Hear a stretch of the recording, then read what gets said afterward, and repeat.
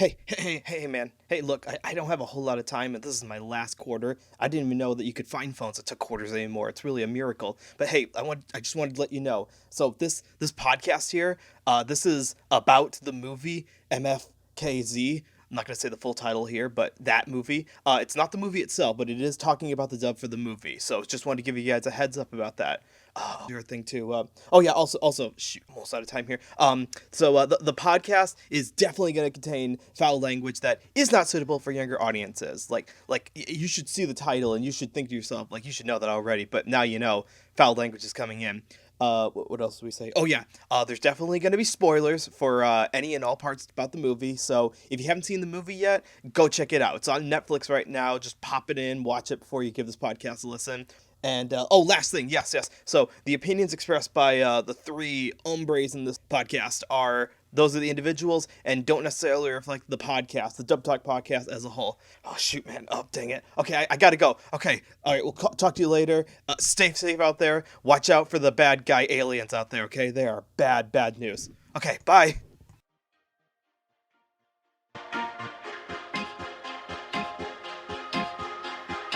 Hello, listeners, and welcome to another episode of Dub Talk Alternative, a show where a bunch of nerds get together and talk about the latest and greatest in English dubs and voiceovers from all around the world.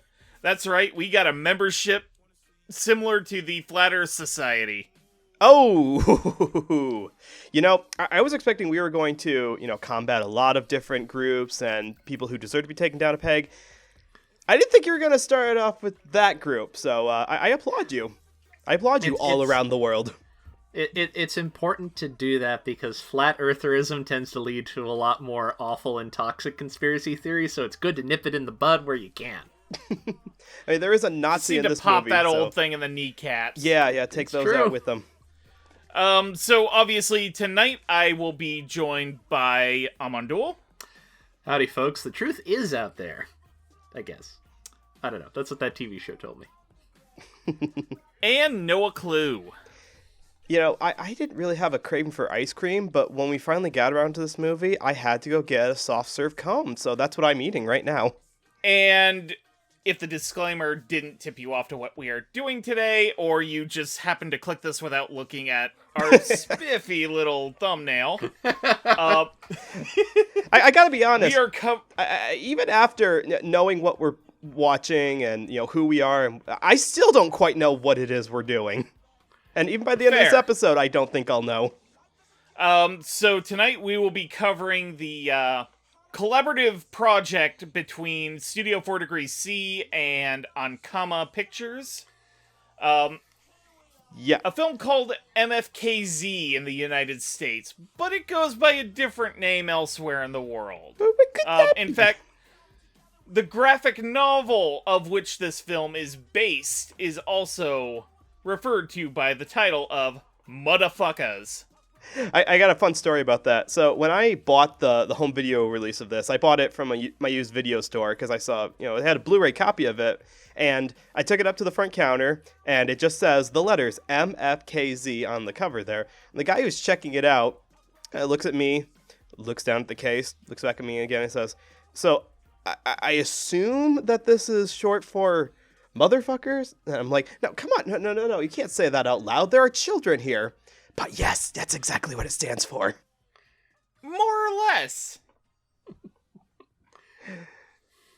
And yes, you heard that right, people. As Root said, this is a co-production between Studio 4C and Ankama, which is probably best known... Ankama. Yeah, as the French studio that made the Wakfu TV series and the video game. Yeah, didn't they also do... Now, was it is Dofu's a spin-off? Yeah, or is it? It is. It's not directly related to the Wakfu universe. You don't have to have seen it to get it. It's it's a spin-off. Okay. It is to Josie and the Pussycats in Outer Space what the rest of the Hanna-Barbera universe is. You don't have to have seen the rest of it, but it gives you extra context if you have seen it. Gotcha. All right, so this 2017 film is based on the graphic novel by, forgive me my French pronunciations are absolutely terrible, so I am probably going to butcher this name. Guillaume Renard. I think that's right. Also collaborating with him for the production of this film is Shojiro Nishimi, and obviously Anakama and Studio 4 Degrees C. Yes. So we have a plot description via Anime News Network. Angelino is a wide-eyed black humanoid creature living in Dead Meat City, a city, gang-ridden city, populated by humans, demons, and anthropomorphic animals. Angelino was just riding along his scooter while making pizza deliveries until the sight of a beautiful woman distracted him and ends up ramming into another vehicle. After surviving his near-fatal accident, Angelino starts to see monstrous shadows casted from the ordinary-looking bystanders that nobody else notices. He also notices a mysterious group of men in black suits spying on him from a distance. With the help of his roommate Vinz, Angelino must survive all hostile threats that come at him in order to learn the truth of who the men in black are. No relation. Spoiler alert, it's aliens. It's always aliens. That would have been the twist of the Will Smith movie, you know? You had a whole society that was supposed to monitor aliens, only to find out they're the real aliens. You know, you're not wrong.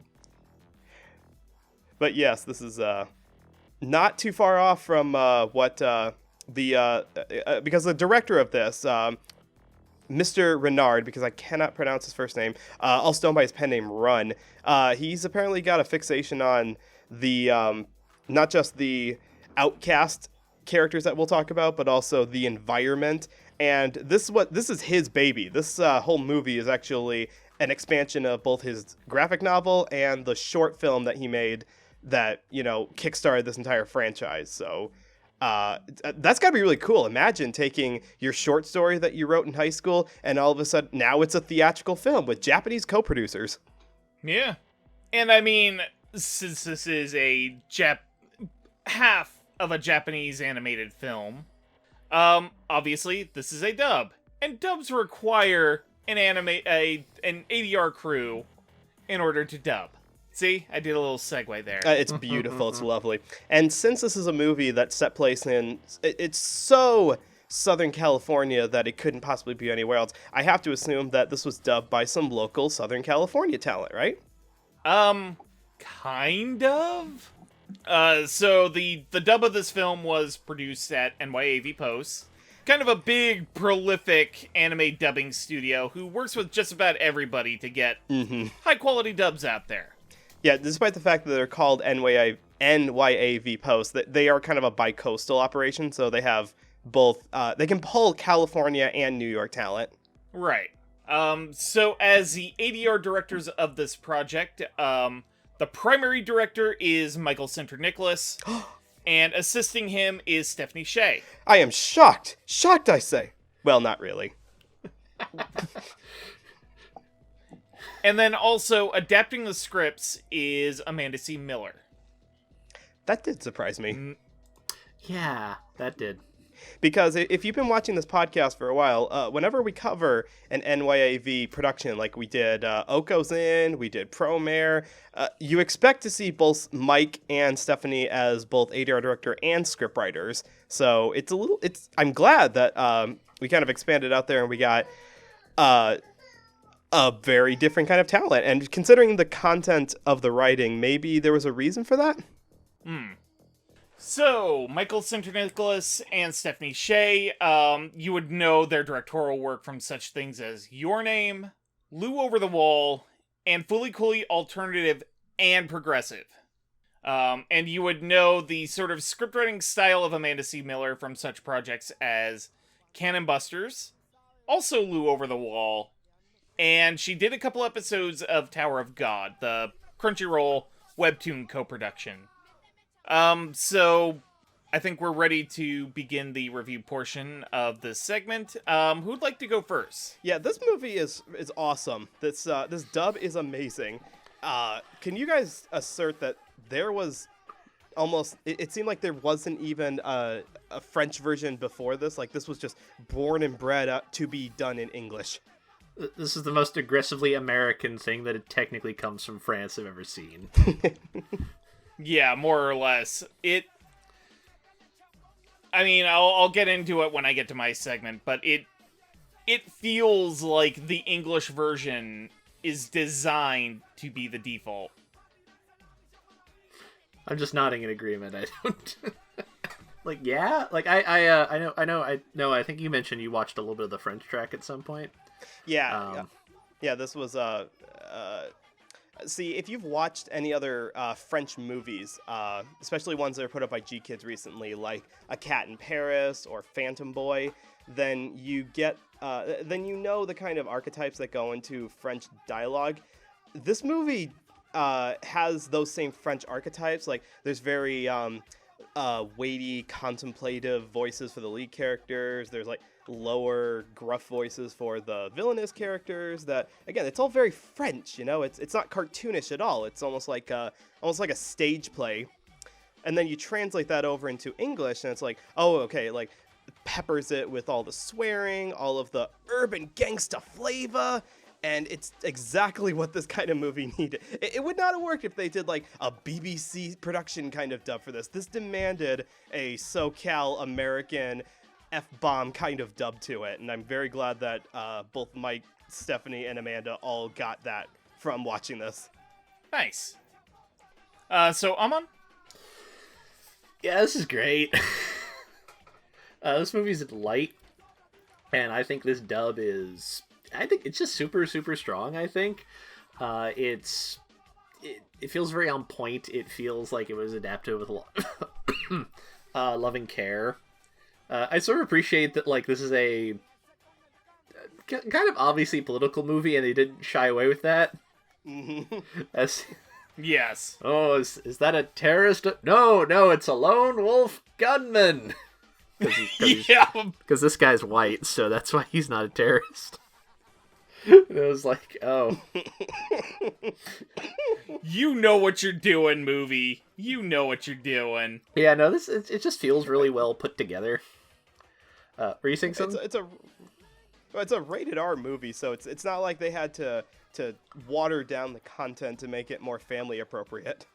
Yeah, I know, but you always sometimes wonder, I feel like adaptations kind of toning down political content is not really a thing that happens that much anymore anyways, but you appreciate it. You appreciate it when they stick to their guns, and it's like, yeah, this movie is explicitly political. We would be doing it a disservice to not match that in our adaptation. It is about as subtle as Promare having the villain police characters literally be using ice as a weapon. That's a good analogy, Noah. Mm-hmm. But yeah, this always feels hard to talk about because like there are movies with voice work in them where it feels so on point that I kind of forget the fact that there's mechanics behind it. It's just like, oh yeah, these are the characters, and this happens more so with stuff that I know isn't like dubbed. But if I'm watching like Spider-Verse, I never think about like, oh, there are actors I recognize in this, and someone had to direct them. It's just like, no, that's Miles, that's Peter B. That's Gwen, and this feels like that. I didn't ever spend a lot of time thinking about who's acting any of these characters. It's just like, oh, these are the characters, and this is what is happening to them. You don't think to yourself, that's Nicolas Cage, or like, that's John Mulaney. You're like, no, those are just the characters in the movie. Exactly. Yeah. That's another episode I wanted to cover, another movie I want to cover for this podcast sometime. One day. Soon. But yes, I agree with what Amon said. This, it's not the kind of... I don't think that we're going to say, like, this is the kind of content that everyone should watch. The movie itself is definitely a very specific flavor of animation that not everyone is going to get. Yeah. But for that demographic... But if you if you like the content, I think that the dub absolutely fits it perfectly. It's not like someone's going to say, no, the French was better. I'm pretty sure anyone who's on board with gunfight with ice cream truck, aliens taking over the government, and everything else going on are perfectly fine with the way that this was adapted into English. Yeah, more or less. Also, one thing in particular that I look for in sort of action comedy-esque dubs is, I bring it up a lot on the show. It's the concept of snap and banter. Because, snappiness and punchiness to the dialogue of a dub really kind of encapsulates sort of fun energy. And banter also sort of fills the world of whatever you're dubbing with more or less life. Mm-hmm. So I am happy to report that the scriptwriting and direction of this I was about to say this show, but it's a movie. The film's scriptwriting and direction makes the world of Dark Meat City feel absolutely alive. Everybody, whether it's a homeless guy sleeping in front of a bodega to one of the main characters fighting an alien, it makes this world feel inhabited by people. Mm-hmm.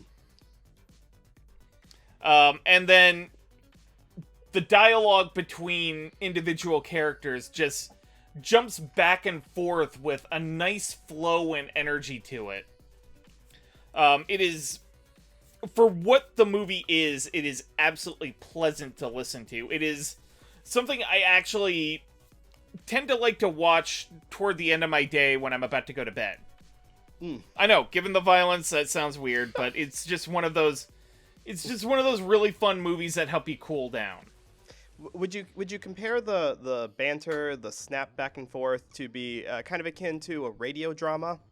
Now that you mention it, it does feel, especially in segments that happen like as scene transitions, where they're just like the text appears on screen like like a B movie.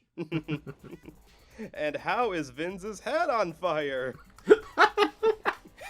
Wait, did I just say that? But yeah, that's kind of a carryover from the French as well, because if you've seen any French animated features, which I can only speak of, I imagine that live-action French movies are like this too, but I haven't watched any that were made recently, sorry. But for the animated ones, they have a tendency to have their actors not mumble their dialogue, but speak over one another and converse with the other characters in a way that kind of feels like they were all recording in the same room together. I do believe that they do prelay the same way we do in America, but there's often a lot of banter that's in the original. So if they wanted to match the lip flaps of the characters in English, they had to capture a very similar bantering back and forth, especially in scenes where there's just like 2 or 3 characters talking to each other about the roaches and we ain't got no money, we ain't got no car, or you guys smelling each other's balls in there or what?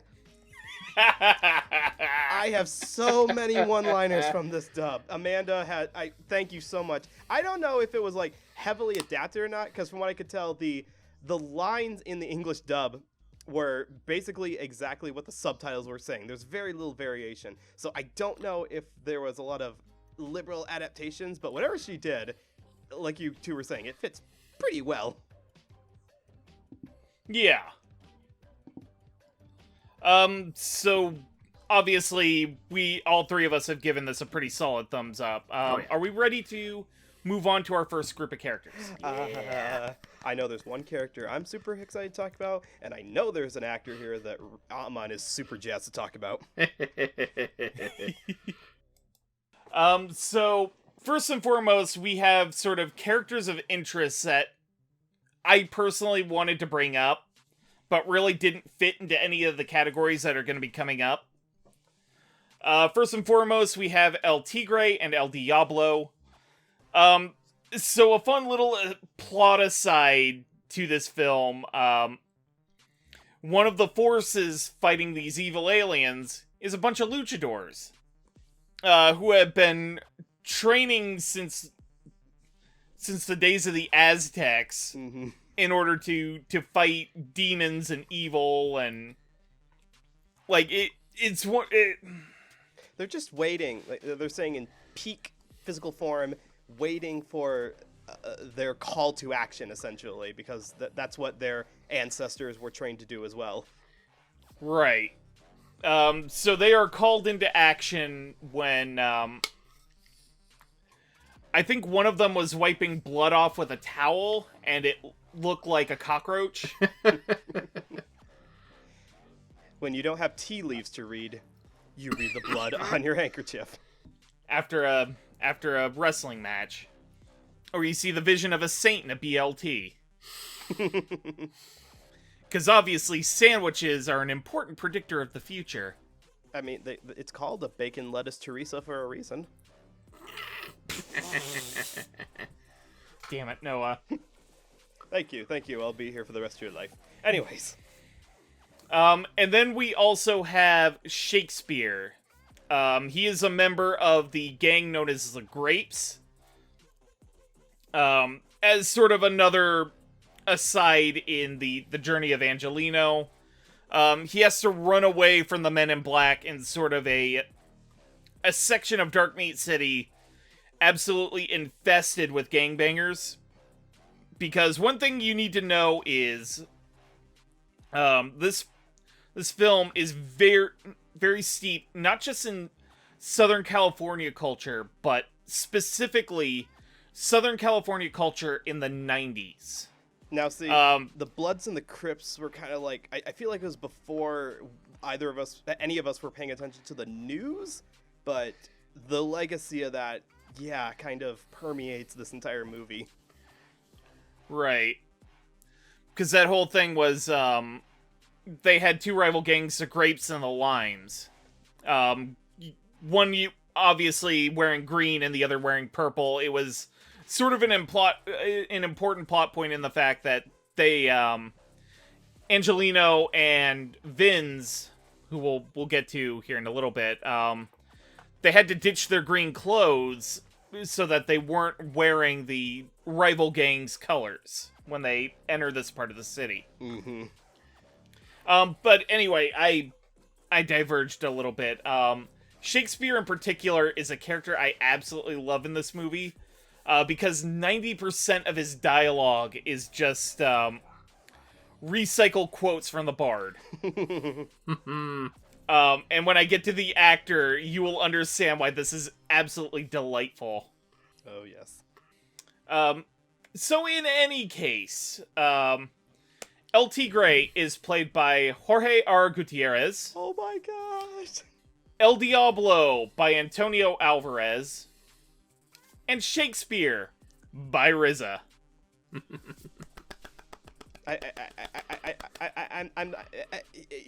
You must be mistaken here. That this is an R-rated anime comedy here. You don't mean the Wu-Tang rapper, do you? I'll get to that in just a second. You can't possibly be. No way. He would never be in a cartoon ever. In any case, Jorge Gutierrez, you probably might not know him too much as an actor, though he has been in, well, I'm not going to beat around the bush. He is a creator. He is the co-creator of the Nickelodeon series El Tigre. Ah, yes. And he also directed the film The Book of Life. He is the go-to Mexican director who is he's also very active on Twitter. Follow him at and I love his Twitter handle, Mexopolis, and he's been very active in the entire animation community for a long time. Yeah, this man is a really interesting animation guy. I was surprised when you told me that. Oh, by the way, he voice acted in this movie. Yeah, I have to wonder if that was sort of a playful thing on Stephanie Sheh, who, by the way, I should mention was the casting director for this film. Based on the name of the character El Tigre. It could not have been a coincidence. I have strong doubts about it being a coincidence. But getting back on track, Antonio Alvarez, you would know from such things as Cyberpunk 2077, Serious Sam 4, and he also voiced the character in Kipo and the Age of Wonder Beasts. Now RZA Speaking is a of- very interesting case. Speaking of actors who had a part in Kipo and the Age of Wonder Beast. RZA is one of the 3 original members of the Wu-Tang Clan, in addition to the Jiza and the late great Old Dirty Bastard. God rest his soul. Fact. He also he's composed a lot of soundtracks for films. One of the notable ones I noticed is Kill Bill Volume 1, but I believe he also did a lot of the score for Ghost Dog Way of the Samurai as well. And had a small cameo in it, too. And in fact, he did. But bringing this full circle to where Dub Talk comes into play, he also provided tracks as well as voice to character in the Afro Samurai films. Yes. So Noah, you started us off with the director and the staff. Amon, why don't you start us off here? Oh, where do I start? I'll start with El Tigre and El Diablo. Jorge and Antonio, I think, like all the luchadors are all just a lot of fun. Partially because they start off as just sort of a background event and then suddenly become important characters. Mm-hmm. And it's just kind of delightful that they're there. It's like, yes, who should be the people who've been fighting the aliens? Well, luchador wrestlers, of course. Who else? So I'm just happy they're there, and I think Jorge and Antonio just do a fun job of encapsulating them and making them feel very... They bring, like, the correct level of kind of staginess that you want from characters like that, where, you know, even out of the ring, they're still kind of playing their character a little bit. And they're just the right level of, you know, big and flashy. I mean, considering that El Tigre's... he's not wearing a tiger mask. It looks like he is one. Like it's part of his body. He is just a furry. is a tiger. He escaped off the set of Beastars and got into this movie somehow. I mean, look, sometimes you're a little too beefy to hang out with the drama kids. It's awkward. So you run off to a place that's a little more rough and tumble, a little more your speed. You cannot convince me. And that you still get to utilize your acting chops as well. Exactly. Just now you can intersperse it with the atomic flying elbow. Everybody wins. There you go. Yeah, no, this is they're a lot of fun, and they actually bring up something I wanted to bring up about the casting that I appreciated. I haven't gone too much through the French cast, but I've noticed a fair, it's not entirely so, but a fair amount of the cast in the French dub looks like, you know, they're predominantly white actors. Mm-hmm. Perhaps not shocking. And one of the things I did enjoy about this is there seemed to be a lot of there's clearly a lot of intention made of like, oh, these are, you know, they're luchadors. They're presumably like Mexican American or something. Let's hire actual like Latin, you know, Mexican American actors to play them. Let's have the black characters be played by black actors. And I appreciate that just because, you know, the conversation of like, you know, sort of more racial diversity in, you know, sort of, I know anime dubbing certainly, and I feel like it's also bled into like more general like voiceover acting in the US in general. It's been a conversation for a while, and I appreciate seeing it in something like this where, you know, like in, as we'll see later, like the guys who played the leads in the French dub are like they're a pair of rappers, but you know, they're white dudes. And it's nice here that it's like, no, this storyline's very there's a quality about it. Let's say it's probably going to mean a lot more if we hire actual like African American people to play these characters rather than just like whoever. I think that kind of comes through here. You know, they did not have to go get, you know, Jorge Argutierrez, who's clearly, you know, a name and very active. And I'm sure it was like, hey, you know, we're dubbing this, you know, over the top pseudo anime movie with a bunch of luchadors. You want to play one of them? Shares the name of that show you made. Now, they're a lot of fun, but you know who's more fun? All the world's a stage, and men and women merely rappers. Look, the RZA has one of the RZA's great qualities as a rapper is just he has a great voice. I have a spoiler. Yes, it's true. I'm gonna bring that up when I talk about the Dusty Old Song at the end of the episode. So I think if nothing else, it was a very good choice to have, and it's like, hey, we need someone to just say Shakespeare really dramatically. And the RZA is the exact kind of guy who excels at that, because he knows he's got a great voice, and he knows how to be big and brashy and brawny, and also, like, do a bunch of lines in iambic pentameter and not trip over them. He's just great. It's so it's so weird though, because like he gets top billing on the on the box cover or with like the promotion and stuff like that. But he's only in the movie for that tiny little bit. I mean, look, we could go a whole discussion about how the billing in this movie is structured, because, like, I think the actual lead gets, like, he's billed towards the bottom because he is comparatively very obscure compared to some of the other people who are, like, award-winning actors and so on. Well, hold on. So it's, because, marketing is a thing, and they're aware of the fact that, like, oh, the RZA, people know who that is. We can put that in the box, and people will perk up and look interested. Especially since, like, the RZA, a lot of the RZA's fans are already weebs. It's gonna work in their favor. Yes. Like, I own a copy of Liquid Swords by the Jizzo, which is entirely rife with samples of Shogun Assassin, the American dubbed version of the first two Lone Wolf and Cub movies. Like, I get it. Makes sense to me. It's a good album. This is a good album. It's weird. Like, you wouldn't think like the original Wu-Tang members who were, I know they were very into samurai movies and that kind of aesthetic, but you wouldn't think that there'd be like, when that came out, you wouldn't think there'd be a lot of overlap with the anime dorks and the African American rappers. Like, you didn't think there would be an overlap with that, but that's how it's become in the recent years. The main thing I've learned is that society as a whole has way undersold how much, like, just in general, like, black people are into, like, nerdy. I will note, why the RZA is able to sample all that stuff in his music? Because he asked very nicely. No, well, I'm sure that's part of the reason, but part of the reason is because in the late 80s, while he was living in Ohio, he straight up owned a video rental store. And when it finally went busty and moved back home to Long Island, he just took all his tapes with him. Oh, gotcha. So, like, he's exactly that kind of, like, videotape head kind of a guy. Which is part of the reason he's able to integrate all this stuff, because he's actually watched these movies over and over again. Oh.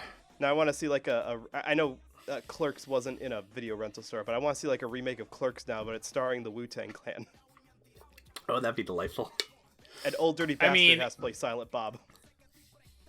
I mean, all you have to do then is get Bill Murray in, and then they can steal the album back from Skrelly.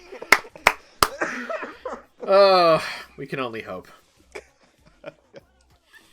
Sorry. I think that's about all the thoughts I had. They're good. I like them. They're good. Good. Like, you want good, entertaining side characters in your movie, and these guys all deliver. It's very good. Yeah, I'm gonna agree with that sentiment, because, like we talked about, this is an R-rated movie. It's not like the kind where kids are gonna watch it and not be able to comprehend who the cast is. Like, cast is kind of a big deal on this, so you can get away with things like casting the guy who created a Nickelodeon show, or casting one of the most famous rappers of the last 20 years in your movie, and it works out. And it helps that they're good actors too. Like, I did not expect Jorge to have that kind of voice. Like, if you've seen him in interviews before, like you've seen him in like Point of Luchadores and about how they're just, waiting for their call to action, and it's like, oh my god, he has this in him. That's pretty amazing. So I enjoyed that quite a bit. And like I said, even though the RZA doesn't have a whole lot of lines, it's pretty much restricted to just reciting sonnets by Billy Shakespeare. The fact that it is him, like, it could have been anyone. They could have gotten anyone to fill that role, but the fact they went the extra mile and got the RZA really helps elevate it a little bit more. And I'm not sure if it's exactly just the voice itself. Like, it's a fitting voice, but I do think that recognition elevated it a little bit more than if it was the same voice but just with a random voice actor. I'm sorry, that's all. I don't have much more to add to what Amon said. That's pretty much the point. It's like, yes, these are entertaining side characters, and they all fit into the overall plot, too. The luchadors aren't just there for name recognition, for, hey, we got luchadors, that means we're authentically Mexican. No, they actually tie into the plot near the end. Yeah. The plot, as it were. There's plot. It's a very silly plot, but it's plot. It is. You're right. So yeah, like everybody else, I'm gonna start with El Tigre and El Diablo. The banter between the masked wrestlers is just great. One of the lines I wanted to bring up in the script writing section, and kind of forgot about it, but now I can. Not one of the ones that we're covering. It's just this fun little rap from one of the lesser luchadores, and it's just, my name is Felix, and I have gas. And he's holding this huge propane tank and it's over his shoulder, and I'm just, bless this movie. It is not so serious that it can't make a fart joke. It is, the luchadors are just such levity in the overall plot. I just love it. It's great. Like, they are so much fun. They inject a lot of fun into this movie. Where a lot of characters in it, the movie is made fun by their reactions to the world. Through the luchadors, it's just their presence just makes this movie an absolute blast. And then just the RZA quoting the Bard while holding 2 fully automatic machine guns, one in each hand. I love that design. And, the RZA can both sound intimidating as well as like Amon said, he can also pull off the iambic pentameters without tripping over himself, which I think is absolutely spectacular. And also, going on Amon's point about casting actors of color in roles of color for this film is, I should also note that this film was dubbed, I believe, sometime in 2018, which would have been a little before really the conversation about casting actors of color in more dubs became a little more prevalent. So I have to give Stephanie Sheh a lot of props for going out of her way to do so before it really became a talking point. Oh, of course. So overall, the sort of secondary characters of this film are just an absolute blast. I love them all. I wish I could just dump all of them into this segment and just talk about them all at once, but we'd be here all night. And I know you guys would probably like to, but, you two also have stuff to do, and our listeners have stuff to do. I mean, I imagine that they're listening to this while they're doing other stuff. And yes, I'm calling out you, person who is washing the dishes or vacuuming while listening to this. Yes, we can see you and we applaud you. Thank you very much for taking us on the go. Yeah, and if you're listening to us while doing your chores, kudos. Kudos for adult responsibility. Yeah. Clean that stuff. It's important. So next up, we're gonna cover the sort of antagonists and villains of the film. First off, we have Mr. K, sort of a mysterious, brooding man who is later revealed to be the leader of the Machos. Sort of the alien race who is seeking to wipe out the human race by basically putting into law all of the stuff that sort of accelerates climate change and creating global warming, killing off all the humans, because you know what? That's gonna make the planet Earth perfect for them to live on. You know what's not so great for them? Little snowstorm. Just a little bit of winter and it kills them. So Mr. K is out to prevent that. And he has a lot of human enforcers in his employ. In particular, we're going to be talking about 2 of them in this segment. First is Crocodile. Sort of a tough as nails black suit at first, but then he gets humiliated by Angelino, and he just sort of becomes more and more unhinged over the course of the film. Mm-hmm. And then there's Bruce. Bruce doesn't give a shit. He does not. He and his chin do not give a fuck. Mm-mm. Bruce will just put one between your eyes if you cross him. He is a very intimidating motherfucker. He is literally, considering what he does to one of the maternal figures in the movie, he is literally a motherfucker. Wait, what are you... He takes out Lino's mom at the beginning of the movie. Oh, gotcha. Okay, I thought you were implying that he was Angelino's father, which, no. No, I understand how you get that. However, as Monty Python has taught us, fucked has many different meanings to it. You know, it can be used in many different contexts. It does not just have to be sexual. It can be like, I got fucked at the used car lot, or I'm really fucked, or Jimmy talks too fucking much. There are not that many words that have that much range to it. I could recite that entire sketch, but my point is that Bruce is a bad mother. Shut your mouth. Yeah, fair. I might just be a little tired right now. Sorry. Yeah, right. But in any case, this is a segment I am very looking forward to talking about. Because Mr. K is played by one Giancarlo Esposito, Crocodile by Michael Chiklis, and Bruce by one Danny Trejo.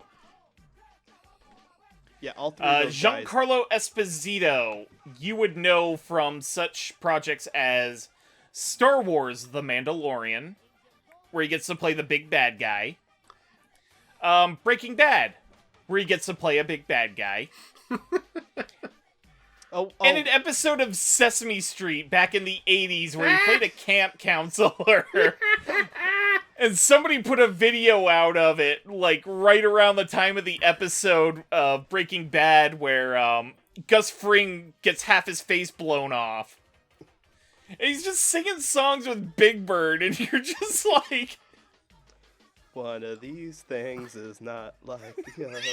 I love it. Exactly. I love it when character actors have weird, random, late period revivals, and then people just get to recontextualize all the random things they've been in for the last 30 years against what they're doing now. It will never not delight me. It's great, and it shows sort of the versatility of Giancarlo Esposito as well. But I'll get to that here in a bit.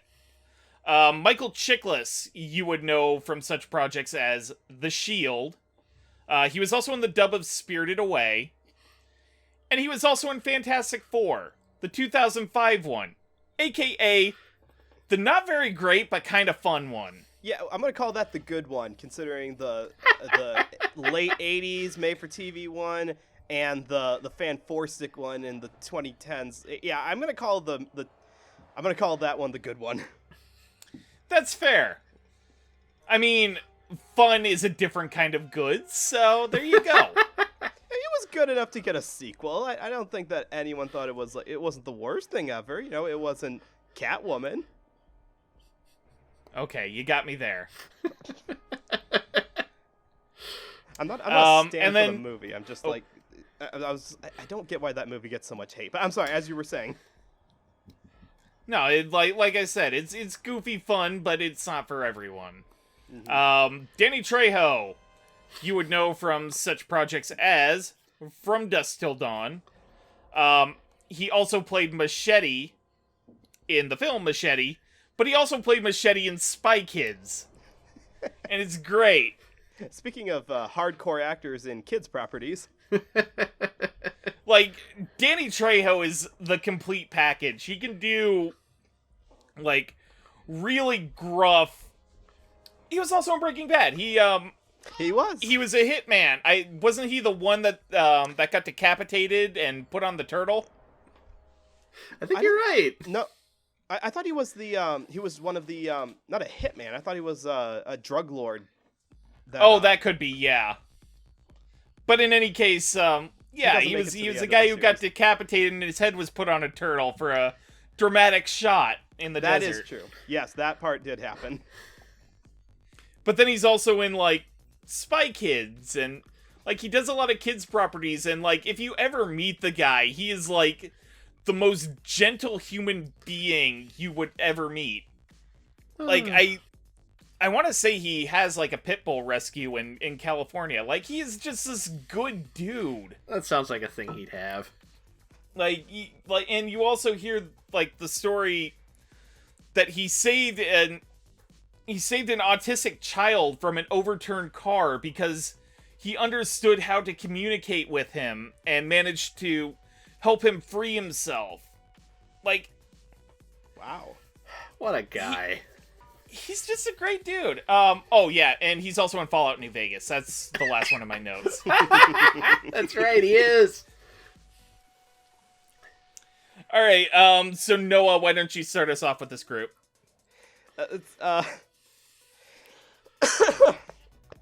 I don't want to say bad things about Danny Trejo in anything now. Like, I was kind of wondering, like, his dichotomous casting choices. Like, he's gotten to be in a lot of things because he just doesn't say no to anything, but he's always good in everything he does, and this is no exception. Like, I sometimes look at Danny Trejo, I'm like, oh, are we going to get Spy Kids Danny Trejo, or are we going to get Machete Danny Trejo? We got Machete Danny Trejo in this one. We got the gravelly, gold pistol toting badass who does not really change his inflection. He's got this like cool composure even in moments where things are going really wrong. They've lost the lead on the two guys they're chasing. He's still got that gravelly voice to him. He also gave me one of my favorite lines in this whole movie. He gave us, "I can quote Shakespeare too, bitch." Yes. It's very, very good. So yeah, for this particular role, like, I'm glad that Danny got to be a bad guy in this because he does it really, really well. And this is probably my favorite of the named actors that we got in the entire cast. He got a ton of fun to do by playing Bruce in this, so I'm glad that we got to hear that. Now for the other two, I actually have a little bit of problem with Giancarlo Esposito because, not because of his acting. Like, his acting for this wrinkly, old, like, elder macho is perfectly fitting. He's got, like, this good contrast between his diplomatic voice when he's talking to Lino for the first time, and then his more angry voice when he's, like, shouting at Luna. But the only problem I have is that I feel like he was trying to sound older. He was trying to give him, like, a sound of an aged character, and I don't quite hear. I hear a middle-aged voice trying to sound older than he actually is. Like, he doesn't quite have the weathered voice of someone who is actually as old as he's supposed to be. But his actual acting is perfectly fine. Well, here's an interesting thing about it. It's actually kind of close to the pitch and tone that he uses as, like, Moff Gideon in The Mandalorian. I haven't seen like, that it's yet. not necessarily him trying to sound older, it is just he has a lot of natural gravel to his voice. Mm-hmm. And I get that. Like, it fits the character design, and it fits the kind of person he's supposed to be. That was just an element, and maybe it's just because I'm comparing it to the French. Because if you listen to the French Mr. K, he's definitely got, he's definitely got more of an older voice to him, of someone who's a little more weathered, which I don't quite get from Giancarlo. But that has nothing to do with the actual acting portion of it. And I don't think that anyone who watches this and gets to that point in the movie where we go full Akira is really going to be thinking, like, that doesn't sound old enough. That's just a nitpick that I had personally with it. Okay, that's fair. I have absolutely no nitpicks with Michael, actually, as Crocodile. He has an amazing mullet, just an absolutely fabulous mullet. It's just the greatest hockey hair. Yeah. That could be a damn goalie. It makes him stand out from, because there's a handful of henchmen in this movie. You know, they're all black suits, and he's the one that really stands out because of that hair character design portion of it. Actually, now that I think about it, I think he has a little bit of a Mind the Gap as well. have to go back and look, but I think you're right. But I actually have the least amount of notes on Michael's performance because Crocodile doesn't get a whole lot of dialogue. He gets like very angry lines. He's shouting at Lino. He's like, "They're making her run for it," but he doesn't really have like a funny vocal quirk or like anything that really stands out. It sounds the most normal-ish of the cast to me, which is perfectly fine. Like we didn't need something that like really made him stand out. We just needed a tough, badass henchman who hates to fail at his job with crazy eyes. Okay. Where to start? Let's see. I liked Giancarlo as Mr. K. I think he's. I mean, as seen by anyone who's watched TV for the past 10 years, he's good at being menacing. Even if it's like menace cloaked in something else, and I think he definitely brings that to Mr. K. Especially when he's like giving that speech, sort of explaining what the macho's deal is, and he brings the right tone of, sinister knowledge. Like, I'm going to explain this to you because you're not long for this world, so it's okay if you know, because you're going to be dead soon, and that's fine. He sounds really good there, and he also sounds good when he's like actively, kind of loses his cool and he's like yelling at people, like, Esposito's got that. He's got that good voice that'll kind of allow him to like go from being quiet to being loud and still being able consistent acting wise. And I agree with. I think partially because I didn't watch the French, I would some of the tone qualities of his voice didn't really occur to me, but I agree with like this performance. I thought with what Noah was saying, I think it's very strong. Michael Chiklis is fun. He's just playing this guy who, for the back half of the movie is just really irritated that these two, these two little weirdos just completely show him up in public, and he's gonna get revenge. God damn it! Doesn't end very well for him though, but oh well. I think he's just a lot of fun. This is not the first time Michael Chiklis has played a shitty authority figure. Some might say he's very good at doing that. And I think he brings it here. Just a little. It's I had to look up and see if he actually won anything while he was on the Shield. Anyways, no, he's good at it. Like, he feels like good casting for that character. I think he portrays him really well. Let's talk about the star of this section. The thing I like about Bruce is one of those fun characters where he's not technically the main antagonist, but he is the one who causes the protagonist the most trouble, so he feels like the main protagonist. And it's so great having Danny Trejo be there to play him, because it's like this is well, for one, this is exactly the kind of role that Trejo is able to excel at, or one of the many kinds of roles he excels at. It's like he can do anything. He can, and obviously he can, but I feel like there's a certain level of like, Danny Trejo gets in the booth and he's like, "So what's my motivation?" It's like, "You are the meanest son of a bitch," and he's like, "I can do that." He walked into the recording studio and they said, "Oh, we want full Trejo for this movie." Oh, you want the full Trejo? Okay. I believe I can deliver. And deliver did. He's so good here. Like, part of it's like, Danny Trejo's got a great voice. Again, look, a lot of people in this cast they have a great voice, and on some level that kind of gets them 50% of the way there to begin with. Just like, yeah, that's the voice that should be coming out of this guy. But he's able to just seem so just menacing and upsetting, and he's given a good one-liner, he can just deliver it without any trouble. You could feel just the feeling of like, yeah, this is the enforcer guy that you do not want to mess with, because he will mess you up without a second thought. Hey, if that means some of his lackeys die, all right, there's more of them. I don't care. Kill as many as you want. There's more where that came from. We mail order them. Exactly. Got a little place up over in Wisconsin. Just pumps them out for us. You don't have to worry about a thing. And with Amazon Prime, we can overnight ship them. Just little Amazon drones just hauling over big coffin-sized boxes. Dark Meat City. We joke, but that's the dark future we're heading towards. Yeah, right. Laugh now, folks. Laugh so we don't cry. But Trejo is just he's just so good. It's like the performance, the voice. Like I'm glad they cast him in this role, and partially because like I'm happy anytime Danny Trejo gets a paycheck. He's a great guy. I love that he gets as much work as he does. There's all those people who are like, even if he's in something that's not great, I'm like, nah, you put in an honest day's work, Danny. You don't half-ass things when you get roles. Good for you.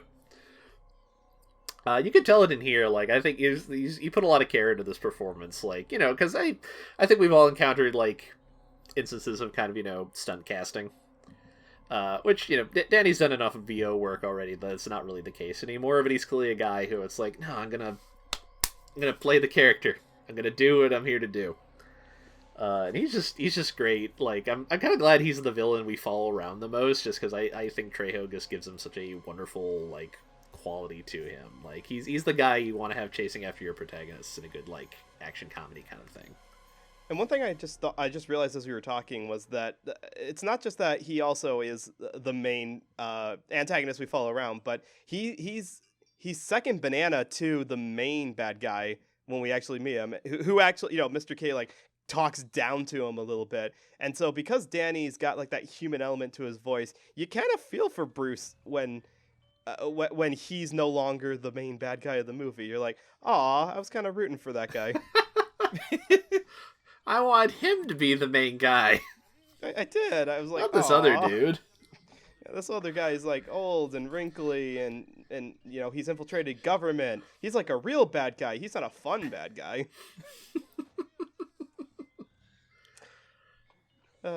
Jokes. All right. Yeah, I think I'm gonna start with Giancarlo Esposito. I love it when he gets to sort of play roles like this. The presence of his voice makes him like a prime candidate for just being the sort of string pulling villain, sort of the Moff Gideon, the Gus Fring, that camp counselor in that episode of Sesame Street.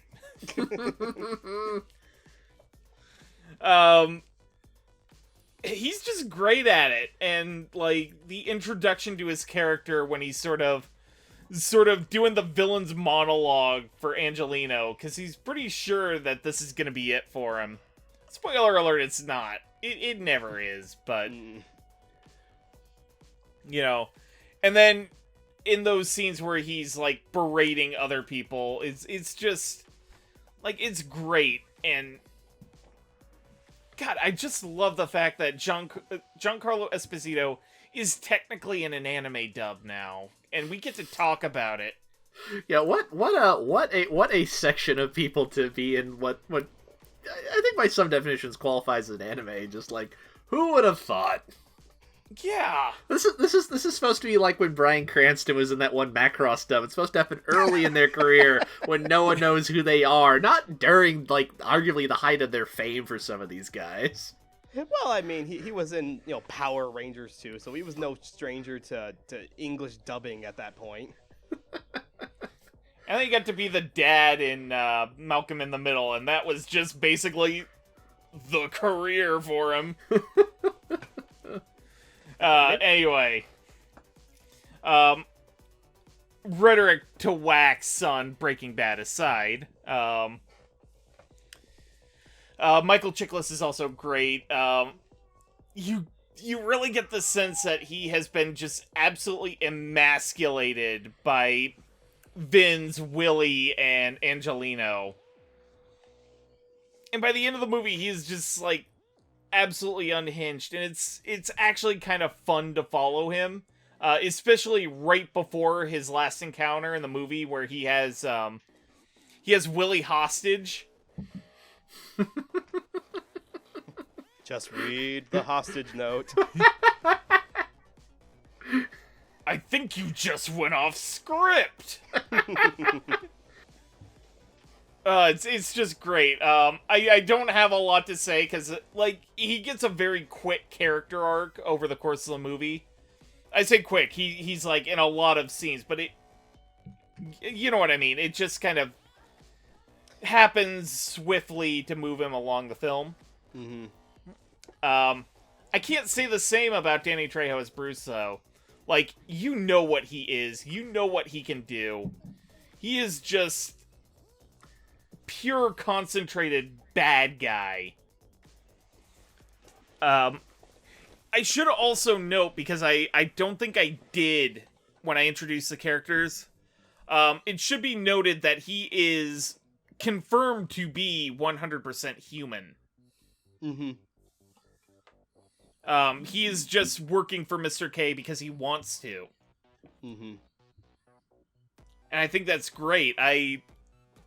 Like, also the flashback scenes where he's murdering Angelino's mother. Yep. Mm-hmm. Like, he is just absolutely... He just bleeds intimidation.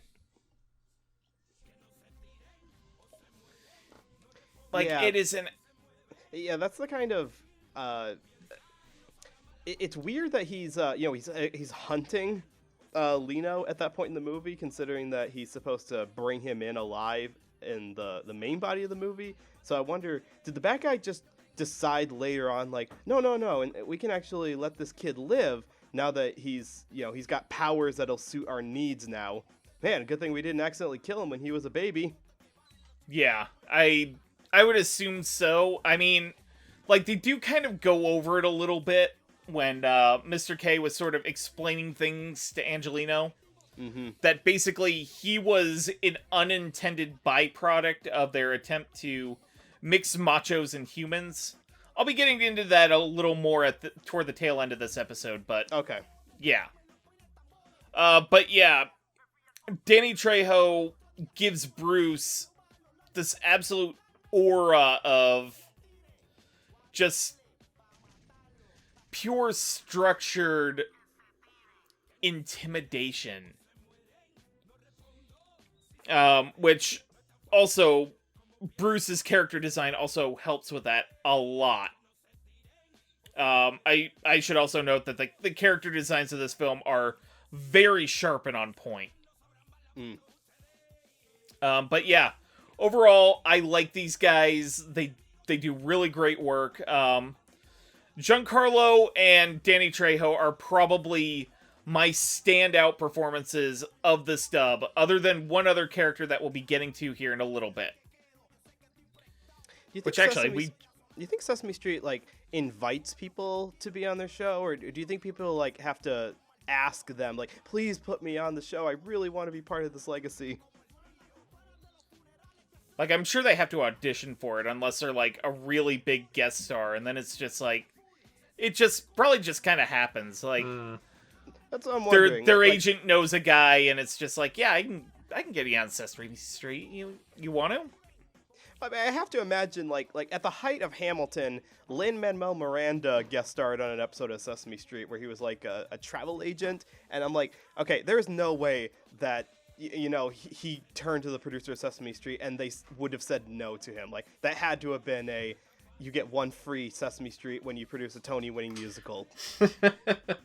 I mean, it probably doesn't hurt. Wait, then where's my Stephen Sondheim episode? Oh, don't break my heart.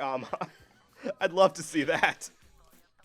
Oh, I'd love to see like Stephen Sondheim giving singing lessons to Bert, and like their pigeons are singing in the background, and then we could get like the chickens from the Muppet Show. Oh man, think of the possibility. That has nothing to do with this episode. No, that's probably the complete opposite of what we're talking about here. Yes. Back to racism and murder. So for this section, we have sort of Angelino's friends and I'm gonna say ally in air quotes, kind of. 3 air quotes. More or less. First and foremost, we have Vinz. He's a talking skeleton, and his head's on fire. He can't get a job because his head's on fire. He and Angelino just kind of hang out in their apartment, feeding a bunch of cockroaches dog food. That's kind of their thing. And then when Angelino has to go on his big adventure to discover himself, because, people are after him, he has to be Angelino's voice of conscience. And then you got Willie. Willie's just an asshole. And he's kind of annoying. Willie sucks. He also almost got killed by a Nazi in the beginning of the movie.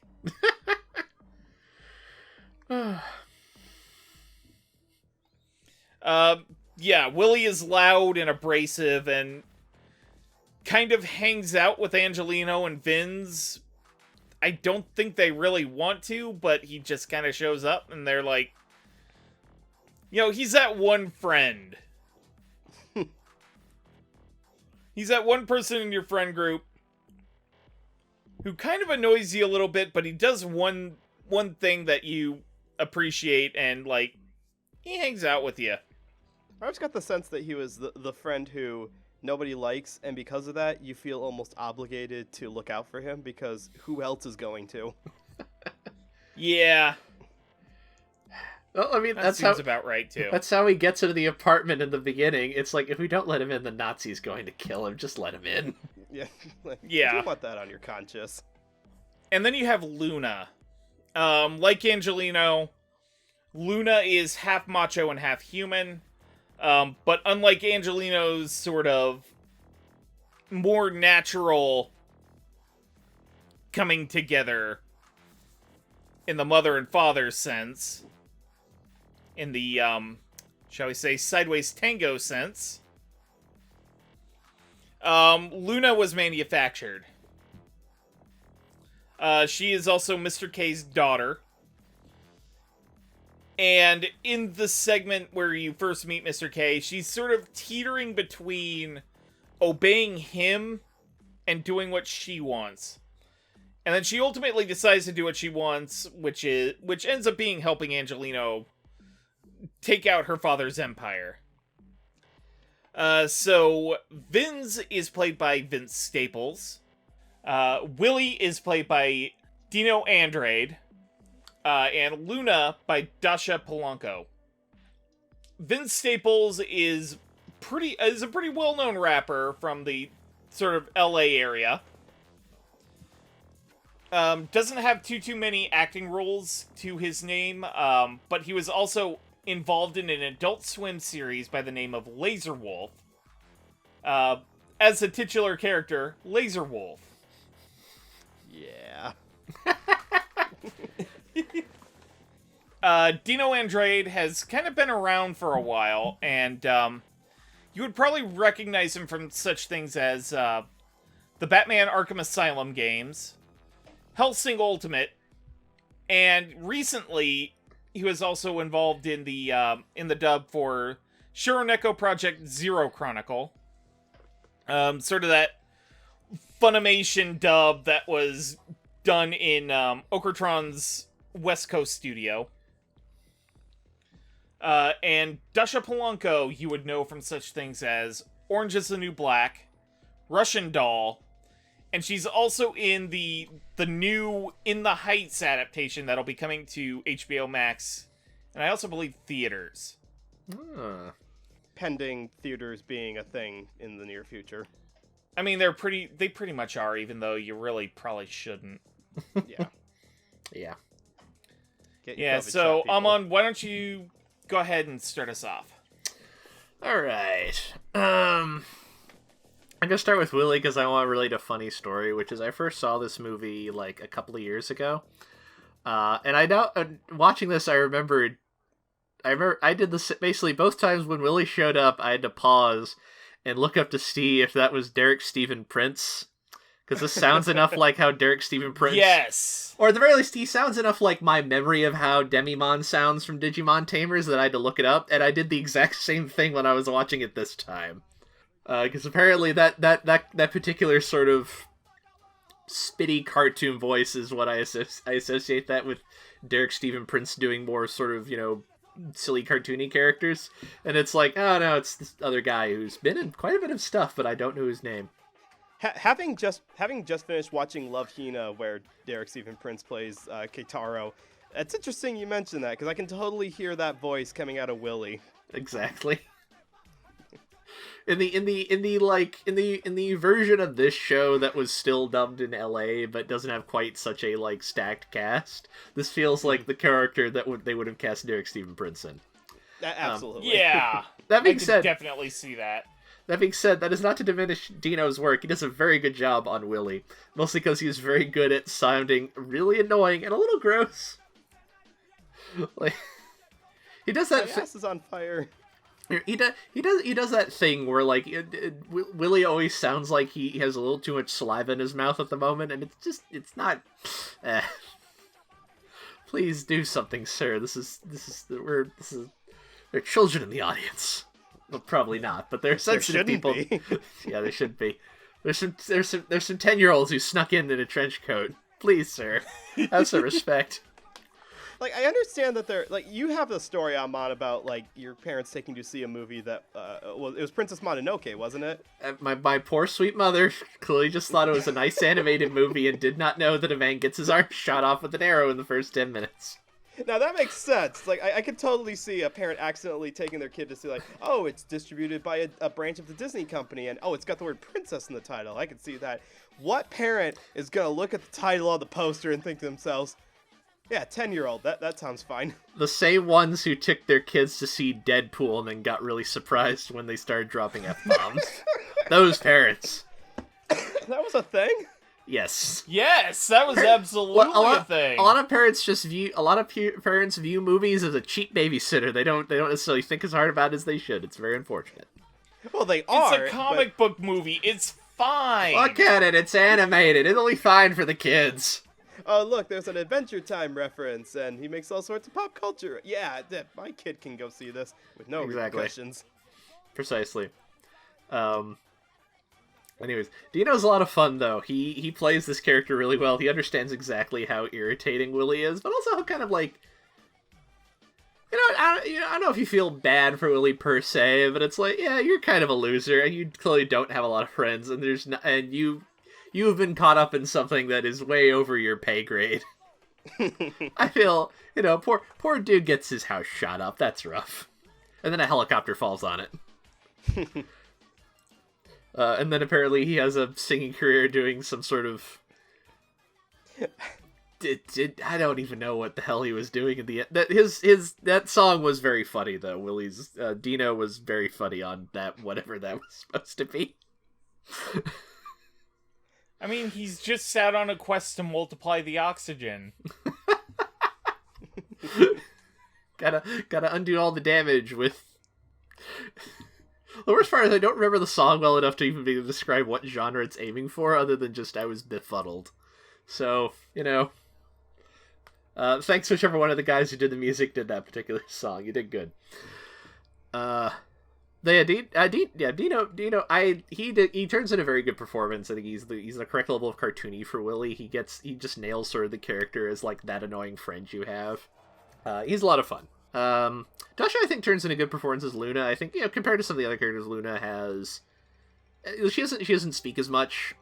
Mm-hmm. But I like the tone Dasha brings to her. You get the sense that she is someone who feels very conflicted. Like, she, this is her dad's plan, so she's... Or maybe dad in quotation marks. But you can kind of tell that, like, maybe she's not super into this, and, she's feeling kind of conflicted about it, because, like, are these really the kind of people who we want running everything? I don't know. So I think she like, does bring, like, a good, she brings, like, the right, like, emotional resonance and nuance to the character, even if what a lot of Luna does is kind of, sort of explain things, or show up suddenly and have people yell at her. It's like, I'm not falling for that. Angelino, stop thinking with your pants. Stop that. That's not the line. I know. You gotta say the line. Stop thinking with your dick, Angelino. that was definitely in the French. Oh, absolutely. The French are very bawdy people. They would absolutely keep that in. I think Dash does. I do think plays the role really well, even if like Luna presumably will have a bigger role in the theoretical sequel that may or may not ever arrive. But but Vince Staples. This is great. I'm gonna talk about this a little bit more when we get to our lead, but the chemistry he and the actor who plays Angelino have together is great. From like the first scene where they're in their apartment talking to each other, these two feel like they have been friends for life, and they've been through so much garbage together, and they have each other's backs. Like I don't need a sequel to this movie, but if someone has the wherewithal to cast these two as like a pair in something in the future, anyways, like please do. They're great. Yeah. I also just think Vince is just really fun as this character who is clearly recognizes that it's like I don't want any of this. This is bad. Can we leave? I'm in the wrong movie. Can we please get as far away as possible from this as we can? Because let's go to Mexico.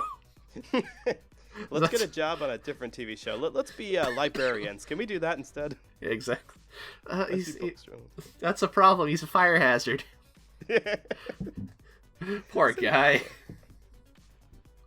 Well, he does have that spiffy hat at the end, so presumably he's found some way to deal with it. And we said he was a fire hazard at the beginning of the movie before we even meet him. I'm like, yeah. Oh, so he's like an arsonist. Like, he's a bad person. No, he's literally on fire. He can't help it. He has just a big old flame on his head, like he's something from a Mike Mignola comic. He can't do anything about it. He's just there. Now he has to make a cameo in Hellboy. Oh. And I think Vince just does a great job playing him. Like this, when I was talking earlier about kind of like, roles where I'm not thinking about the actor very much, like Vince and Angelino are very much in that mold. Like they just sound like two dudes who are in over their head and they don't want to deal with this. They want to go back to their crappy little apartment and they can watch some luchadore wrestling on their shitty TV and feed the roaches.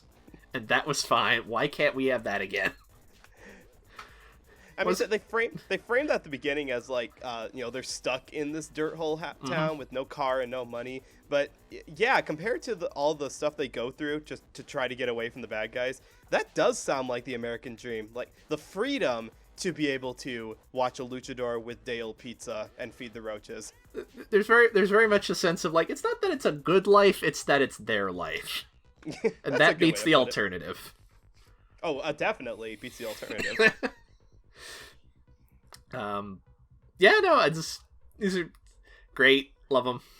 Good times. I'm gonna have the least amount to say about Dasha because, like Amon was saying, she doesn't have a whole lot of dialogue. But the interesting thing is that if you look at her character design before she speaks, you can see like she's got more of a younger design to her. So I was expecting her to have a bit of a higher female voice. Then we get to her, and no, it's actually an older voice. It's a lower tone. It's definitely someone who's weathered life a little bit. So that was a little refreshing. And then I rewatched this movie today in the French, and her tone in English, Dasha's tone, is pretty much identical to the French tone. So I have to imagine that they were trying to match that older voice that Luna has in the French. So good on Dasha for that, because that was definitely different from what I would have done. If I was the casting director, I would have gone with a higher voice just based on the character design. And I'm kind of glad they didn't do that. I don't know Vince Staples, his body of work. And from looking at his discography, he's been in the game for about half a decade now. So he hasn't done any songs that I would recognize. I apologize. But again, going to what Amon said, it was good that I could look at his performance and just think of the voice itself, think of the character, and not think about, and by the way, this is Vince Staples, world famous rap artist. He was just a good slacker archetype voice without a douchebag persona to go with it. Like, he was like, again, the kind of guy who, he's not ambitious, he's not aiming for the moon. He's probably not going anywhere in life, but that's okay. It's his life, you know. He's comfortable where he is, and you gotta kind of respect him for that. And I imagine that Vince was able to pull in such a good performance, partially because there are no lip flaps at all on this character. Nope. It's one of those great times where it's a skull with no mouth, so you don't have to match the lip flaps in the dubbing process. Which I feel like it's one of those things that both makes the job very easy and very hard, depending on what you're trying to do. Yeah, you're right, because you could easily overdo it. That's a good point. You got to be grounded in some ways. So, but yeah, Vince did a really good job, and especially as you were saying, his chemistry with Lino's voice actor, who we'll get to momentarily, worked out really well for their guys who are in way over their head with this adventure that they're not really suited for. But we kind of like to watch that. We like to watch the underdogs get thrust into a situation they're not quite ready for. Underdogs like Willie, who is absolutely the most obnoxious character in the cast, and again, that's okay. I feel like his Dino's performance kind of drives home the loser population that they're surrounded by, because you don't expect these people to do great things. You don't anticipate the guys hanging out by the drugstore or the people on the bus who have no ambitions of anything of beating the alien mafia, for lack of a better term. So it's kind of surprising when they do. And yeah, Dino's Willie is absolutely the right level of lispy obnoxiousness. That's just what this movie needed. No complaints on these three. They all did a very good job. Okay. I think I'll start with Willie as well. I love how Dino sort of gave him the... I do have to ask, because it's been a little while since I've seen the French version. Did Willie sort of have that sort of lispy... Yes. Like, say it, don't spray it voice? Yes, he did. It's a little lower pitched than than Dino's English portrayal, but yeah, it definitely has that extra saliva in the mouth affectation. I think Dino actually ramped it up a little bit more from what I could tell. But yeah, that was not missing from the French. They definitely had that in the original. Okay. Needless to say, I did actually enjoy that. It gave, like Amon and Noah were saying, it gives him sort of that kind of gross feeling. Like, he's also just really, really annoying as a character. Just super loud. He thinks he's bombastic, but he's really not. And it's great. Like, he does the sort of air horn sound effect with his mouth. Just like, shit, burr, burr, burr, burr, burr, kind of thing. Like, I thought Dino's portrayal was really fun. And I think the standout moment for him in particular is where Willie is on the phone with Angelino and Vinz, as he's also trying to get on the toilet to take a shit. Because he is not being subtle about what he needs to do. He is absolutely that oversharer friend, and, like, it's great. I love this. I also don't really have much to say with Dush's portrayal of Luna, because there's really not a lot to the character. Though I feel like if somehow MFKZ ended up getting a sequel, she'd have a little bit more of a prominent role. For now, though, like, I like what I got, but I just... She is a major character, which is why I put her into this, but it's just... There wasn't enough there. I do think she's sort of in that sort of, like, when she begins interacting with Angelino, like, she does a really good job obfuscating the fact that Luna is playing him. Mm-hmm. And she also does sort of the heel face turn toward the end of the movie really well as well. Yeah. But yeah, like, and also like, Amon and Noah were saying, I like the fact that it really did feel like there was a sense of camaraderie between Vinz and Angelino with Vince Staples' performance. I do have a little bit of familiarity with his discography. Mainly because also I'm familiar with him because he kind of showed up in Lil Nas X's music video for, oh god, what was the name of the song? It's Old Town Road. I like Town Road. I like his performance in that he basically in the video Lil Nas X has a race on his horse against a couple of cars and wins. Was it that guy? Yes, and afterwards, Vince Staples is the guy giving money who basically accuses him of like hiding a supercharged engine in his horse, which is why he won. Oh, okay. and tells the kids to stop dancing on the horse. Like we don't do that. That's his property. Yeah, that's Vince. Okay. What? Oh, thank you for telling me. Now I have a frame of reference. I feel like I don't remember the timing of me seeing the movie for the first time and me seeing that, but there's actually like, yeah, this guy can act. He'll be fine.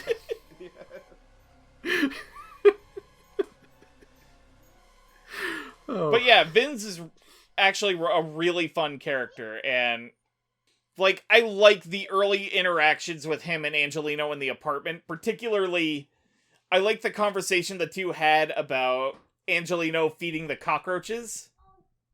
Like he's trying to tell Angelino that that's kind of gross, and it's like, why are you feeding them dog food? And he's just like, cockroaches have sensitive tummies. I read that somewhere. Like, it's great.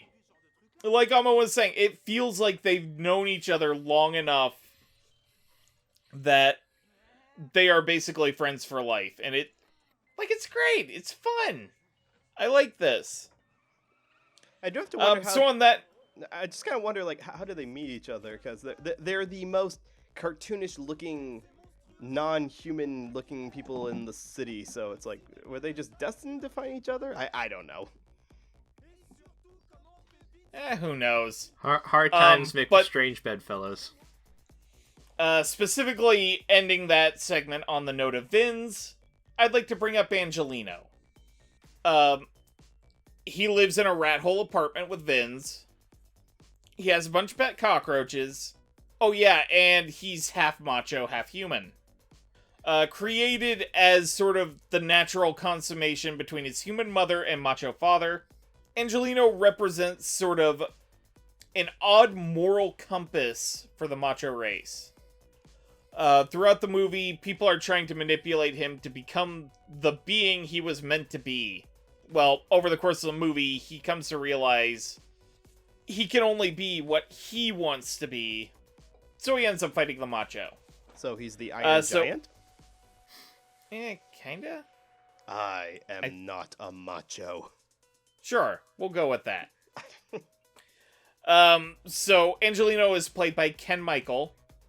Ken Michael has actually, from what I could see from his IMDb page, he provided some songs for a couple soundtracks. The most notable one I could find was Mystery Men. Oh, but 1999 movie with... Yeah, with Ben Stiller. Yeah. And Hank Azaria as the Blue Raja. God, I love that movie. Anyway, in terms of actual acting, you would probably know Ken Michael from such projects as the Saints Row games, the Nickelodeon series As Told by Ginger. If you remember that, cookie for you. Oh, yeah. I actually like that show. The not as popular Class B Cuspo series between Rocket Power and what was the last one they did? Oh, Wild Thornberries. That's it. Okay, yeah, there we go. He was also the lead in Cannon Busters. All right, so last segment, I think I had Amon. So Noah, why don't you tell us what you thought of Ken Michael as Angelino? Well, to swing this back around to something that got mentioned before about how the lead character is not even on the box. That is correct. I'm looking at the home video release, and you got Michael, you got RZA, you got Vince Staples, you got Danny Trejo, You don't have Ken Michael on the box, which is a shame. But he should totally be on there because he has to carry this movie. His both internal monologuing about the state of his place in the world and his kind of freak out moments, like Hulk out moments when he starts to really give into the more animalistic side of his character, are all done pretty well. I want to say that his there was a monotone level that this character could have had, and the French kind of had it a little bit because the original French was lower, more of a drawl, more laid back sounding, and just kind of fitting with the way that the French kind of dub their misanthropic lead characters. I'm very glad to say that Ken gave Angelino a bit of a higher voice, made him a little more relatable, I think. Like, we can all kind of relate to the person stuck in their mid-20s crisis where they don't know where they're going and they've got no prospects of the future, while still being engaging as an actor. And because he's understandable, that was the thing I was more worried about, is that his dialogue is not mumbled. He's not, like, muttering his lines like this about, I'm a pizza delivery guy, I guess. No, he actually enunciates his words enough so that you can perfectly understand everything that he's saying while still getting across the, my life sucks, I should just give myself to the police kind of mentality. I don't have qualms. I tried to write down, like, do I have anything that he does wrong, any like shortcomings of this? But thanks to really good direction by Mike Sinter-Nicholas and Stephanie Shea, Ken Michael's portrayal absolutely carries us throughout the entire movie, and god dang it, you just hope for the best for him by the end of it. Amon? Yeah, no, I'm in agreement. Like, I think Ken turns in just a really good performance. This is very much a movie that I think, this dub is going to live and die in part by the lead actor in it, and I think Ken does just a fantastic job. Like again, I think he plays off of Vince Staples really, really well, and I think that relationship I think is important to the movie. But he's just good, just like when he's just the cockroaches have sensitive tummies, and you feel like he's kind of joking, but he also is like, no, the cockroaches, we like the cockroaches, they're good bugs. Because he knows what it's like to be. He knows what it's like to be insignificant, so he's got empathy for the most insignificant creature on Earth. Yeah, like something I like about this dub is that I think it takes a lot of characters who could just be like just kind of weird and cartoonish, and maybe aside from Lily, who I think is supposed to be just weird and cartoonish, it gives them a lot of humanity. Like, you feel for Angelino, like he has a shit deal, and he's doing the best he can despite circumstances. And I think Ken really brings that through. It's like deep down, he's a decent, solid guy who's just trying his best. And sometimes that works out and sometimes that doesn't, but he's going to keep doing it. Especially, It helps if you're born with superpowers. It's true. Well, even as far as Ken's performance, I especially like that bit at the end where he's like writing the letter to Luna. Like, he can't mail it anywhere, but he's just getting his thoughts out, and it's just very, like, wistful and thoughtful. Mm-hmm. I think sometimes that kind of sort of introspective narration can sometimes fall flat in movies, but I think he does a really good job of delivering that. You get a really good sense of where he is now and how things have changed for him from the beginning of the movie when he's, narrating his life. Where, mm-hmm. in certain, some things haven't changed really, but, like, he's in a different place now, and that is good for him. I find it hard to believe that, after everything that happened, that the world would just kind of like go back to the way they were. But maybe that's just human nature. We want to forget about the bad stuff and just get back to the way things were. It's easy when you don't really understand what happened in the first place. That's also true. Yeah, Ken does a really good job. Ken does a really good job. I was just really happy with his performance. He does excellent. And now another reason to watch Morph Cannon Busters, which I have only seen the first episode of. I've seen the whole thing. Yeah, more the same. I can't give the show itself like the highest recommendation, but he's got a much, I was gonna say douchier performance in that show, but in a fun way. It's like okay, he's the Gene Starwin kind of asshole, but the fun kind that you can let slide a few bad qualities. Oh, now I really want to watch more of this. You said the magic words. Ah, damn it. Anyways, yeah, I'm done. All right. Okay.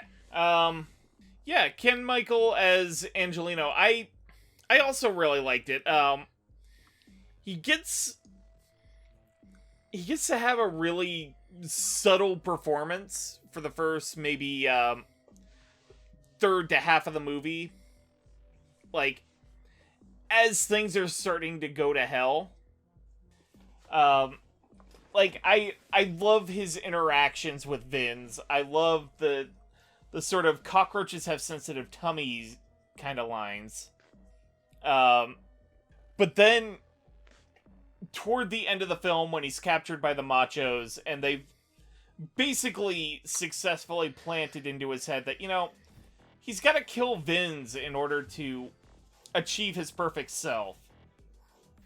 And he starts to do it and regains himself. Like, I love that sort of moment of self-doubt for him. Like, Angelino is a surprisingly well-rounded character, and I like that Ken Michael was able to sort of portray the whole package pretty well. I can't think of any particular scene that really jumped out for me for him. I think when he and Vince had to flee to the part of town with the gangbangers. Oh, Palm Hill. Palm Hill, thank you. City of bangers. Like, I remember that had a specific reference to the Los Angeles metro area, and I can't remember it now. Anyway, yeah, I sort of like the that scene in Palm Hills where he sort of, like, he's reminding himself to keep his head down and not mess with the status quo at all, or else, you know, he'd get shot and killed. Like, just that sort of element of panic. Like, I thought that was really strong, and I overall really like this performance, and I'm kind of rambling at this point, so I'm gonna go ahead and move things to final thoughts. So, Noah, I believe. Sure. Did I have Amon do the last section, or? Actually, I don't remember. Here, Amon, I will fight you for it. Look, one of your children is crawling out of bed. Oh my gosh, where? Haha, I win. Damn it. Alright, go for it. Alright. This movie's, I think this movie is just a lot of fun. Like, as a movie, I think it's interesting, it's really well put together, it's a lot of fun to watch, and I think this dub is really superb. I think it matches the movie really well, and it's a good time. Like, I highly recommend it. It is, I'll tell you to watch it later, but, like, go check it out, it's good. Yeah. Alright, Noah? Have you rounded up the kinderfolk? that I have, even though it is near 11 o'clock. Never give your children candy right before bed, people. It's a bad idea. Yes, tisk at me. The thing is that when I watched this movie last year for the first time, it wasn't like it was in my top 10 things seen in the year or anything like that. Like, this is a very specific kind of aggro, hardcore, badass French-Japanese co-production, and if any of those words sounded interesting to you, especially smashed all together, then you're probably already interested in checking this out.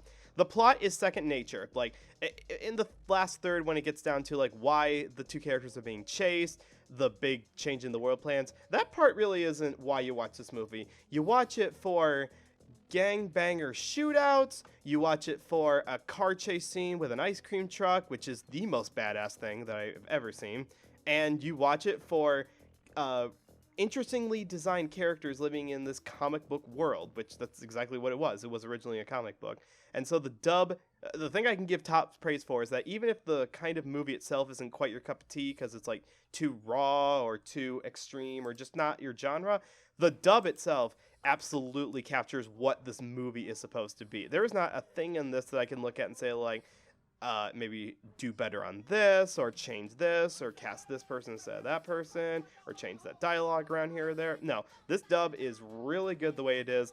I can't imagine watching the French version over the English one. I absolutely recommend the English for this, and it is unique in not just dubbing, but any animation at all. So we could definitely use a few more motherfuckers in the dubbing world. This is a really fun, big, bombastic film. I think more so than I've seen in sort of French animation in a while. How much French animation have you seen? Ernest and Celestine. That's... I'm kidding. I've seen my fair share. Actually, this does come kind of close to Last Man. Okay. So, oh god, now there's another thing I'd love to be able to cover someday. Anyway, MFKZ is a big bombastic film, and this dub matches that energy and then some. Now, usually the and then some is a little bit of a problem because, you know, it doesn't quite fit, and you're kind of left with this big old mess with a big bombastic dub for a little quiet, subtle film or show. No.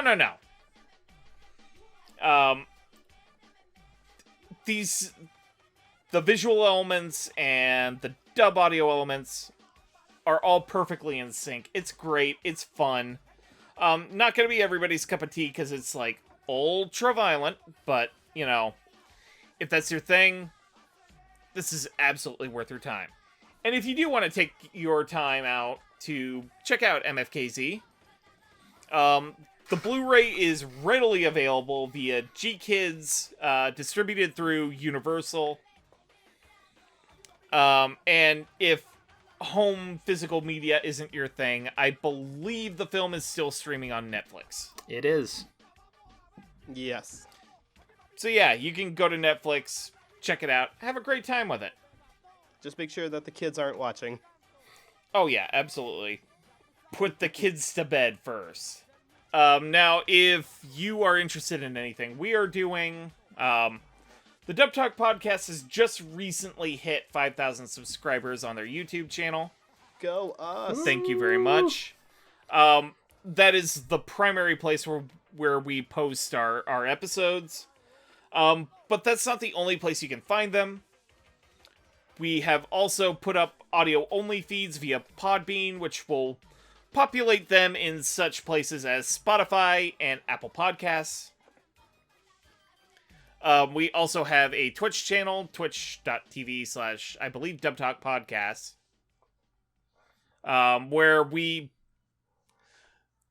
at the moment, Megan and Amon have basically taken a couple of days out of the week to every once in a while stream playing some sort of game.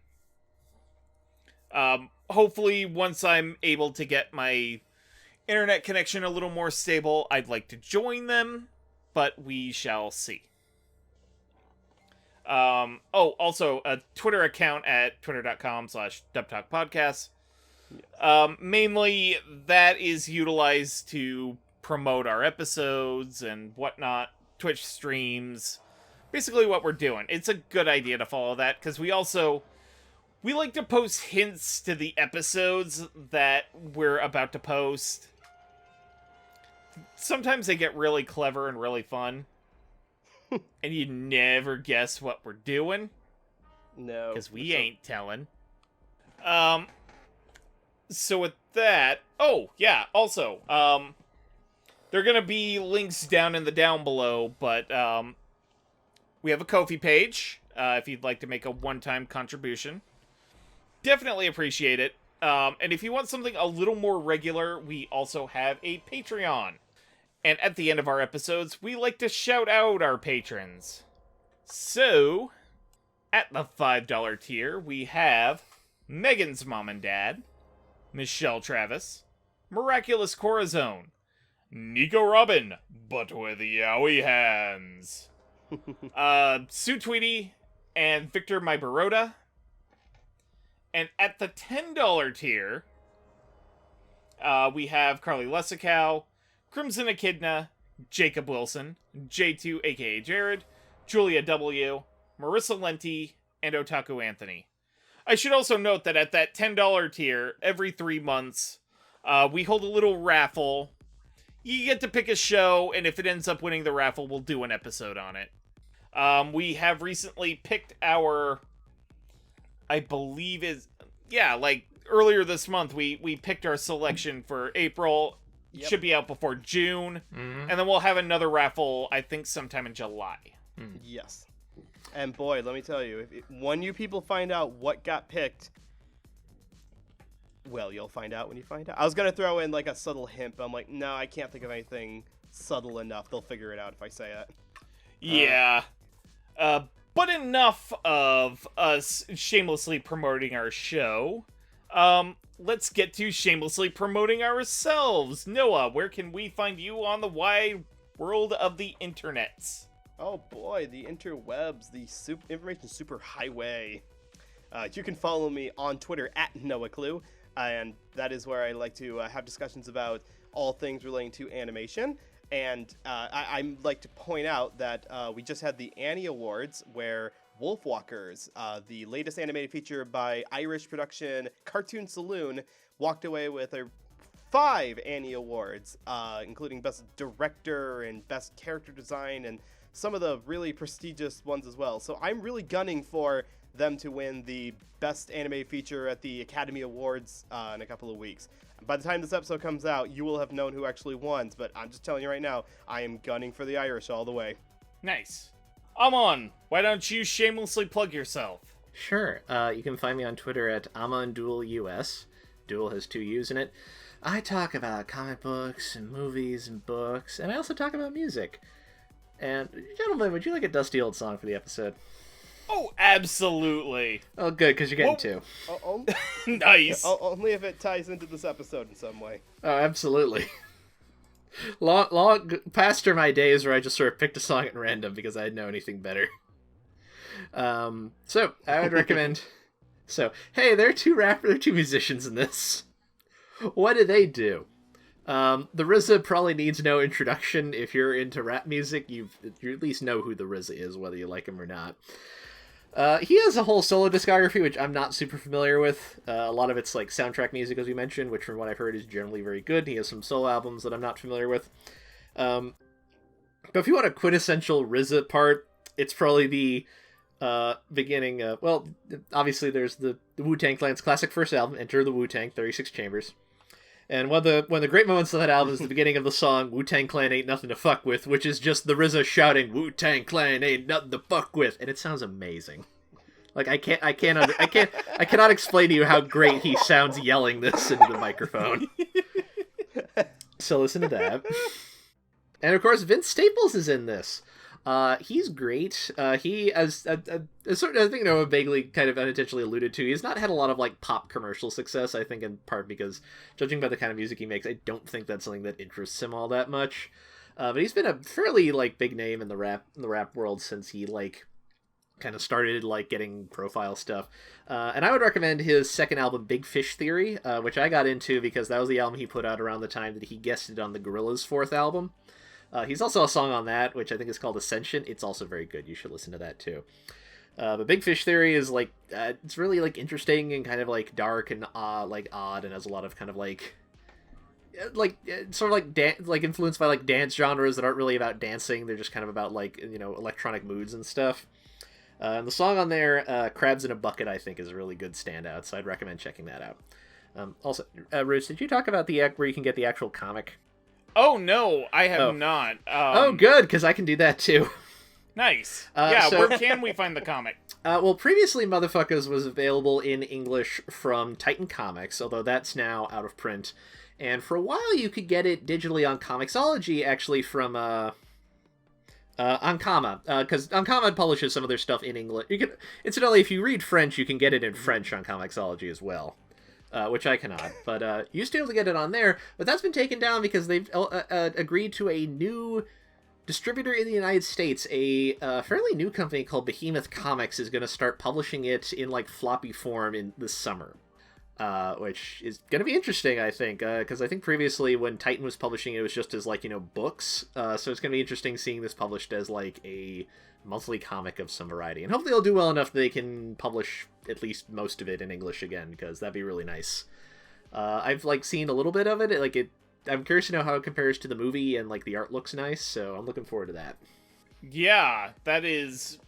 Yeah, kids, if you've got a local comic shop where you can set up a pull list, put motherfuckers in your pull list. If you don't, I will note you can order comics from Behemoth's website. Oh, which excellent. if you're ordering like issue by issue, might get a little expensive with shipping, but like you wait for a few issues to come out, like it'll be a little nicer on your wallet. So that is also an option if you don't necessarily have something in your area you can get easily. All right. And if you'd like to find me on the great wide internets, I'm Patrick, aka Roots of Justice. You can find me on the twitter.com @RootsOfJustice, where I mainly retweet cute animal pics, talk general fandom stuff. It's a good time. You should come follow me. And at the same time, I am also working on a little bit of a solo project. It's gonna take a little while to get out of the oven, but I think once it's done, you might enjoy it. Nice. Mm-hmm. Looking forward to that. So with that, I believe this episode is a wrap. Hehehe. Pun kind of intended. Oh, I get it, because there are rappers in this dub. Yeah. Bringing back that timer from Glipnir again. No, I gotcha. No, this was a fun episode, and thank you, Roots, for instigating Amon and myself to check this out. Mm-hmm. Yeah, this one's kind of been... it's another one of my back burner ones that's been in production for, like, 2 years, I think? Mm-hmm. But we finally got it done. I'm really happy that we finally got to do it. So from us, Dub Talk, to you, do not forget to multiply the oxygen. And otaku on that, Dubba. Rock on, Boston. Rock over, Chicago. Aloha and otaku, my friends.